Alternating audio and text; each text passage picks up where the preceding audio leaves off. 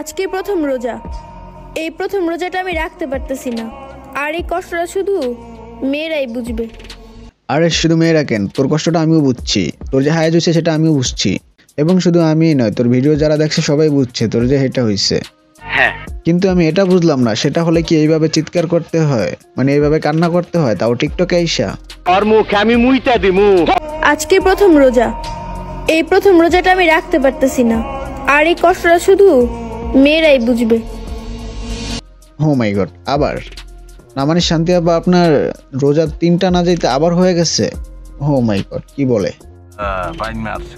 একটা নারী হয়ে নারীদের সিক্রেট বিষয়টাকে নিয়ে টিকটকে এইভাবে পাবলিকলি কথা বলতে বা এরকম একটা ভিডিও বানাতে লজ্জা করলো না এই মেয়ের? আর এই সমস্ত ভিডিওগুলো ভাইরাল হওয়ার পর আর যখন সে অনেক ফ্যান ফলোয়ার পেয়ে গেল, তখন সে গর্বে গর্বিত হয়ে গেছে। মানুষ তো সমালোচনা করবেই, কারণ ওমর ব্যাপার দ্বিতীয় রেকর্ড আমি করছি। নতুন আইসা মাত্র 18 দিনে 1 মিলিয়ন ফলোয়ার্স করছি। আজকে নারীদের এমন একটি বিষয় নিয়ে কথা বলার জন্য আমি আন্তরিকভাবে দুঃখিত। শুরুতে ক্ষমা চেয়ে নিচ্ছি সকল নারীদের কাছে। তো গাইস, এই মেয়ে অসুস্থ, তাই রোজা রাখতে পারবে না, সেই বিষয়টাকে সোশ্যাল মাধ্যমে মানে টিকটকের মাধ্যমে সকলকে জানাই দিল আর কি।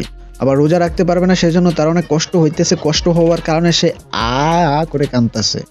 এবার ফ্যামিলির সাথে সেহরি আর ইফতারি করা হবে না। কেন শান্তি আফা, আপনি কি বিদেশ চলে গেছেন পরিবারের রাইখা? কেন ইফতার করা হবে না পরিবারের সাথে? রোজার মাসে মানুষ পরিবর্তন হবে, এতে হাসার কি আছে? আপনার সারা জীবনের স্বপ্নে কি মুছে দিতে পারে? রোজার মাসে পরিবর্তন হওয়া ব্যক্তির নামে সমালোচনা করে। আরে শান্তি আফা, আপনি আগে পরিবর্তন হন। আপনি পরিবর্তন হওয়ার বিপরীতে আপনি রমজান মাস আসায় তো আরো নোংরা হয়ে গেছেন।